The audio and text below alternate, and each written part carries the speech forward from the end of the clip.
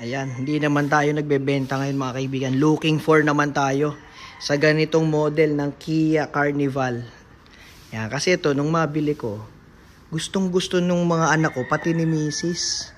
Si Mrs. ngayon, naka-Kia din siya, pero Carens. Yung mas maliit dito. So, nagustuhan niya to kasi hindi siya sobrang laki, hindi rin siya sobrang liit.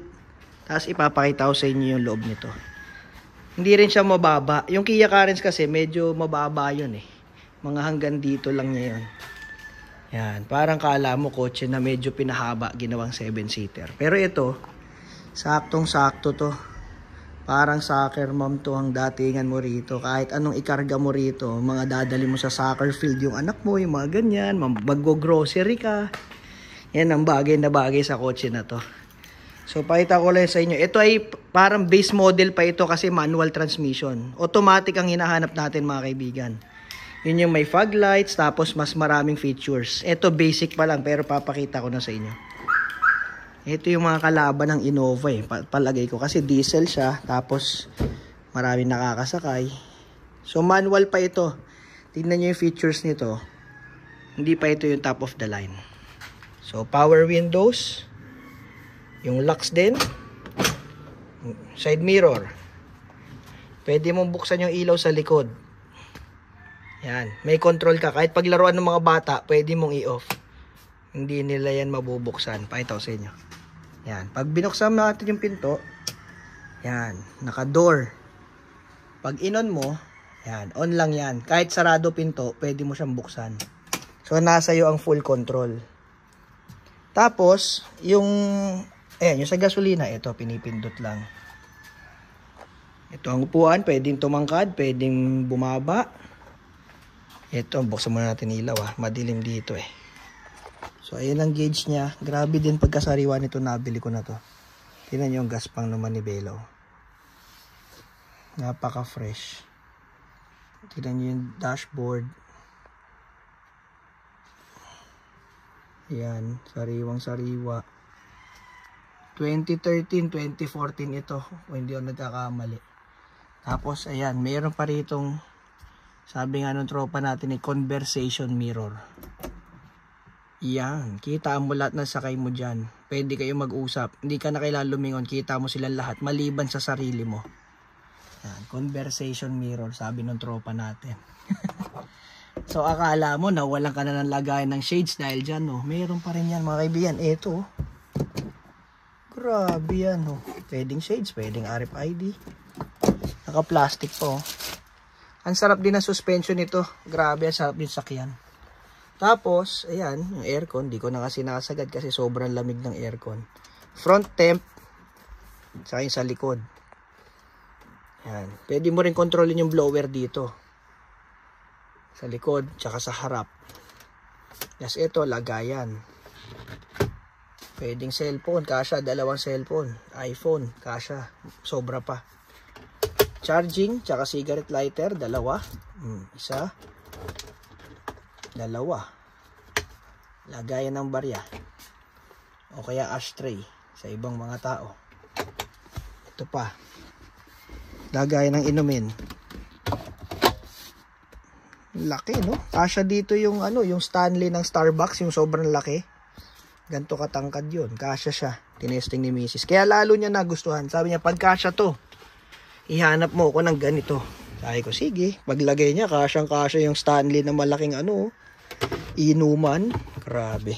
Tuwan-tuwa ang mga bata. Ito, lagayan na kung ano-ano lang. Maganda dyan dito, butas. So, pwede kang lumipat-lipat nang hindi bumababa na sasakyan. Atras mo lang yung upuan mo. Ayan, makakadaan ka na dito. Tapos yung bag ni Mrs. dati sa mga kotse, lagi niyang katabi dito. Ngayon, binababa na dito kasi ang laki. Pwede ka pa maglagay ng isang upuan eh. Tapos ngayon, dito naman, pwede mong ilak ng susi para hindi mabuksan. Ilagayan ka pang dalawa rito. Meron dito, meron sa kabila. Tapos isang malaki dito sa baba. Yun. Ito pala yung aking portable charger eh. Power bank. May ganito pa Carnival or Sedona, Kia Sedona. Nakakatuwa talaga to, nabili ko na to. Yun, mayroon pang ganun, kompleto. Nakakatuwa yung nagbenta nito sa akin kasi sabi niya, Dok, i-deliver ko to sa iyo kasi hindi ako mapapahiya dito. Alam ko. Yan, naka touchscreen na may reverse camera. Yung Kia Carens kasi niya wala. Ano lang yun, yung parang digital na radyo lang na may Bluetooth. Pero ito naka-touch na. Tapos mayroon pang TV, mayroon pang reverse cam. So kaya upgrade talaga to para kay Mrs. From Kia Carens to Kia Carnival. Kung gusto niyo na mas matindi, 11-seater, Grand Carnival. Yun ang matindi. Kaya lang ayaw na ni Mrs. nun. Sobrang haba na daw kasi nun. Hindi na bagay pampasok sa school. So ayan. Dalawa yung parang master locking niya na na button. Yung pang lock. Meron dito. Meron din dito. Galing, di ba? Alam nyo yung automatic nito, meron ako dati. Kompleto to. May pindutan niya mga yan. Tapos, kung hindi ako nagkakamay, parang nabubuksan pa yata yung bubong eh. Kasi yung Kia Carens ni Mrs. EX, nabubuksan yung bubong. Yan. So, eto, na-adjust. Kung maliit yung sasakay, pwedeng itaas, ibaba. Ang galing ng mga Korean cars eh. Pagdating sa mga ganyan, ang ilaw mo 4. 1, 2, 3. Tas may isa pa yan. Pag inangat mo yung back door, may ilaw na bukod. Ayun ang upuan. Ang luwag. Tas armrest. Sarap. Kahit manual, saktong-sakto yung kamay mo. Hindi ka mangangalay. Nagkaroon ako dati ng automatic nito. Nabili ko kay Kuya Ruel. Ang pinagmalaki pa sa akin nung may-ari nito, naka-plastic pa daw yung mga nito. Yung sahig, naka-plastic pa yung ibabaw. Yan naka-plastic po. Buhay pa yung plastic niya. Yan original yan mga kaibigan, yung plastic na yan. Protection niya sa sahig. Yan andyan po. Ganyan din yung Staria nabili ko eh. Hindi ako nagkakamali. May mga plastic pa. Dito rin, mayroon pa yan. Hindi pa nila inaalis. Pero ang sarap alisin yan. Satisfying yan. So ngayon, etong maganda rito, di ba, sliding door. Yung iba, pag sliding door, hindi na ibababa yung bintana. Ito po, na ibababa po yan. Nandito ang control niya, Yan, kabilaan. Imagine, base model pa ito, manual transmission. What more yung automatic na top of the line. Grabe, dami ng features niyan. Tapos ito yan, parang sa Staria na siya. Paikot yung aircon. Madami, 1, 2, hanggang likod. Meron. Tapos pag sasakay yung nasa likod, taob mo lang. Teka, abante ko muna. Yan. Susian kaya natin para makita ninyo bumababa itong gitnang window. Kasi bihira yan eh. Sliding door pero bumababa yung bintana. Ayan ang tinakbo niya. 92,000 pero sobrang naalagaan. Turbo diesel engine CRDI mga kaibigan. Yan So kontrol natin yung gilid. Ang laki. Ayan Ito pa. Yan ang gustong-gusto ko dito. Alam niyo kung bakit? Hindi mo na kailangang makipag-anuhan ng parkingan, makipag-hanapan ng maluwag. Kasi kahit gipitan yung parking, hindi mo kailangan buksan yung pinto ng malaki. Sliding mo. Kahit maliit yung space, halimbawa dito sa kabila. Di ba? Pag pinto yan, didikit sa gulong yan. Bumili na kayong gulong sa akin Bebenta ko na lahat yan. Ang dami ko ng gulong. So kahit dikit dito, hindi mo na kailangan buksan yung pinto na ganun. I-slide mo lang, napakasimple. Luwag pa. At ang maganda rito, yung isa nito, yung long wheelbase, yung dati ko. Nasa control, nasa susi lahat. Pwede mong i-open to, gamit lang yung susi, yung kabila. Tapos yung tailgate din, nabubuksan mo rin gamit ang susi, na isasara mo din. Ito rin, na isasara. Kaya yung remote nun medyo malaki ng konti. Makokontrol mo talaga siya eh. Yung kotse, ang bango nito.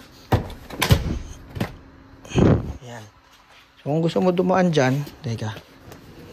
Alam ko parang medyo bigla dapat eh. Iyo. Ayan, may plastic po. So ayan, ang likod. So ang style nito parang yung sa Staria at sa Starex. Kasi Hyundai at Kia, halos yan din naman yun. Itataas mo yung upuan, tapos pwede mo i-abante. Pakita ko sa inyo. Yung dilim dito. Ayan ang likod oh. So baka may automatic kayo nito, naghahanap po ako Hindi ko po ito binibenta. Naghahanap ako ng automatic transmission na Kia Carnival. Ayan oh. So ang gagawin nyo, hilahin nyo muna to. Pwede nyong ihiga. Pwedeng ihiga. Lagayin ng tools. Andito. Lagayin ng baso. Dalawa sa kaliwa. May lagayan pa dito sa kabila. Ayun ang speaker. Ang laki. Ganda rin ang sound system. May seatbelt din hanggang na sa likuran. 3 row ang seatbelt. 1, 2, saka yung sa harap. Talagang pang safety talaga ng mga bata. So pag yung pupunta kayo sa soccer game, di ba? Siyempre, hindi naman ganyan kaliit lang ang likod, mga kaibigan. Tataas nyo ngayon to. Ito kasi mga hindi napapansin na model to masyado yung ganito. Pero ito, kamatch ng mga Innova to. Pero para sa akin, mas busog ang features nito. Sa totoo lang. Ito, kalabitin mo. Pataas, aangat yung gitna niyan. Ayun, umangat na, no? So, pag umangat na ganyan, maluwag ka na rito. Pwede ka dyan magkarga. Or, kalabitin mo lang to. Boom. Ganun, kalaki na ang likod mo. Para ka na naka Grand Starex. Diba? Solid, no? Pwede pang camping, eh. So, ayan. Tapos na tayo sa likod. Yung Carnival na long wheelbase, yung automatic ko dati, ito, electric. Pag pinindot mo, dahan-dahan bumababa, dahan-dahan tumataas. Pati yung sliding. Pwedeng dito, pwedeng doon. Sa remote mo lang kukontrolin yun, mga kaibigan. Tapos may control din doon sa loob. Nandun sa bubong. Nandito yung control niya. Yan, kaya may bakante yan eh. Diyan nakalagay yun kung hindi ako nagkakamali. So ito ay isang solid na sasakyan. Pampamilya. Ang pyesa available ba? Yes. Basta CRDI, mayroon na rin pong mga nabibilan yan. Oh, isa pa. Yo. Tapos ayun, tumataob din yung isa. Kasama din yan. May tali din yan dito. Pwede mo rin yan pataobin. Yan. Para lahat na sila. Kung magkakarga ka ng mahaba, isagad mo lang to ng atras. Okay, di ba? Baka mahal ang pyesa niyan, Dok. Malagay ko, hindi naman. Kasi kung nakabili nga tayo ng isang buong kotse, ano pa yung pyesa? Yun lang ang naiisip ko lagi. Sabi ni Mrs. Ay, mahal yung pyesa yung BMW mo. Ikaw, hindi nakabili nga tayo ng isang buong kotse, pyesa pa kaya. Di ba? So, kaya din natin yan. O, ang hood, may may stay, hood stay. Wala nang hood stand. Siya na yun. Yan ang makina. Sariwa talaga nito. Hindi talaga nagsinungaling yung seller. Naka-plastic pa. Tsaka na-testing na namin to. Buong pamilya kami. Pumunta kami dun sa The Outlets. Sa Batangas. Sarap. Kahit bumabagyo, komportable. Kahit malubak, komportable. So, ayan ang makina niya. Diesel. Okay din, matulin din. Sa tipid, hindi ko pa masabi kasi yun pa rin yung laman nung kinuha ko to Hindi ko pa kinakargahan So malalaman natin pag nagpakarga na ako ulit. Pero palagay ko hindi na maglalalakas to kasi manual lalo Tsaka yung comfort na ibibigay niya sa'yo.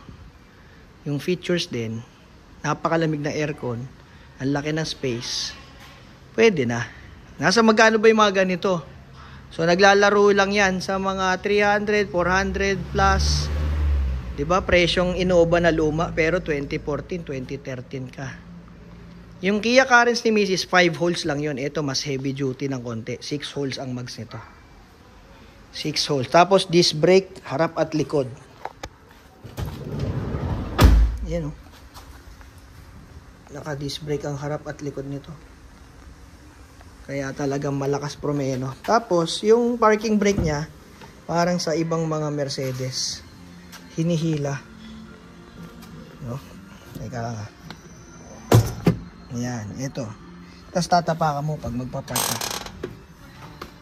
Diba? Okay din eh, no? Manual, oh. Yung reverse niya, parang sa Kia Rio. Yung kinakalabit dito, tapos doon.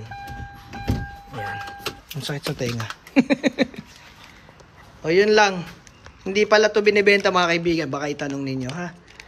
Ito ay pinapakita ko lang sa inyo yung features. Kasi ito ay hindi masyadong napapansin na model sa atin. Pero isa to sa mga magagandang mga sasakyan pampamilya para sa akin. Meron ako dati 2001, 2000 model na ganito. Luma pa yon. Pero ang sarap din gamitin. Lalo ito. Lalo siguro yung Grand Carnival, yung sumunod pa rito. 11-seater yun kung di ako nagkakamali. So ayan ang aking Kia Carnival. Hindi ko pa alam kung anong gagawin dito sa ngayon, pero abangan nyo na lang din. Pero naghahanap kami ng automatic ha. Baka meron kayong fresh na Kia Carnival na automatic transmission. Comment lang kayo. May message ko kayo. Pag-usapan natin.